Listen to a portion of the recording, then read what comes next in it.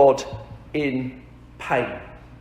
Where is God in pain? When life is painful, difficult, in all sorts of circumstances. Until recently, and until that simulator was created, there was been this big conversation, hasn't there, for ages between men and women saying to men, you do not understand pain until you feel the pain, until you have gone through childbirth, with men saying, but that's impossible, biologically, we cannot do that. And now, feeling the simulator, men go, yep, okay, women, you have a much greater pain threshold than we do. But pain itself is an extraordinary thing. When we are in pain, when we're feeling pain, whether that be physical pain, mental pain, emotional pain, whatever the type of pain we're feeling, it can make us feel helpless. When I went through my breakdown 18 months ago, I remember the acute sense of hopelessness. I remember clearly the afternoon or the evening of my breakdown, and I remember sitting in our lounge, and I remember Jacob's godmother, Claire Clark, who many of you will know when she came and led some services here. She came and she was chatting with Emma in our living room, and they were sitting on one sofa and I was sitting on the other sofa, and I can remember gripping the remote control for the TV, and I can remember physically holding it because I needed something to hold on to. And I remember that they were sitting on the other settee and they were talking together, but I cannot tell you at all what they were talking about, even though they weren't whispering. I was just in this locked sense of hopelessness and despair. And in those moments, and also in moments when life isn't right at rock bottom, but we're going through a very difficult period, we can ask that question. Where is God when life is painful? Last week we looked at where is God as we grow older, and we looked at the fact that God changes our roles. And this week, I want to say, as we go through pain, God is wanting to change our perspective. As we go through pain, God is wanting to change our perspective. I believe, and you can take this with a pinch of salt if you want to, I believe that God is always doing something in your life and in my life. Whether we know it, whether we realise it or not, God is always at work. Even when we turn our back on him. Take for a moment the story of the prodigal son. What does the son do? He gets up and he goes. What does the father do? He looks for him.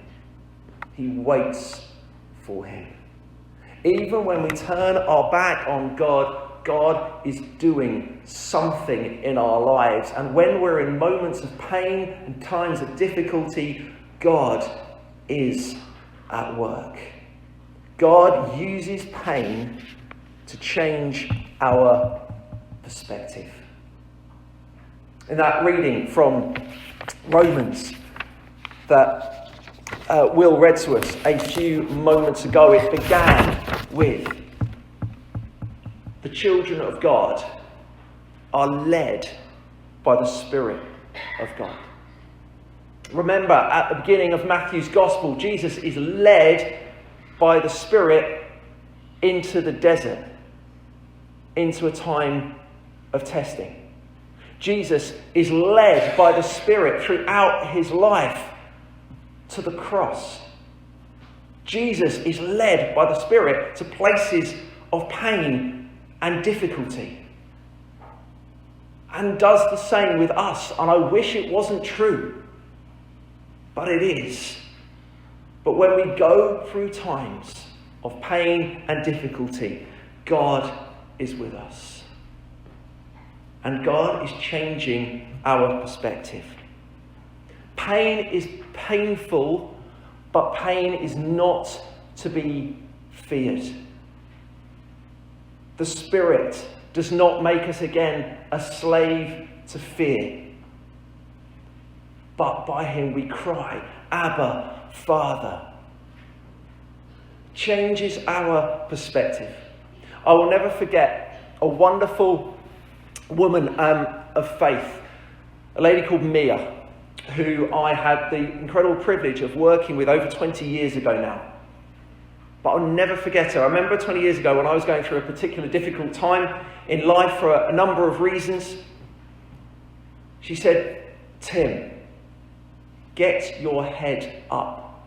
It's a really simple phrase. Like, what do you mean, get your head up? She says, you're walking round constantly with your head down. You're constantly moaning. You're constantly saying, what is going on in my life? Why are all these things happening to me? Why is life so painful? And she was like, you're physically walking around like this. She's like, get your head up. God has not abandoned you. God is with you in this pain and in this difficult moment. And do you know what? When I physically started to do that, my perspective changed. It was this physical, practical thing. If I wasn't looking at the floor anymore, in a sense staring at my pain and internalizing it and moaning about it, worrying about it, I was lifting my head. And it physically changed my perspective. And spiritually, it began to change my perspective too. Because Paul goes on in that reading. And this is where our focus needs to be. Because Paul writes, I consider that our present sufferings are worth nothing in comparison to the glory that will be revealed in us. Friends, heaven is extraordinary. You've probably heard it over and over again, but it's about changing our perspective that this life, for the follower and the believer in Jesus Christ, this life is not it. This life is just like the entrance lobby into glory.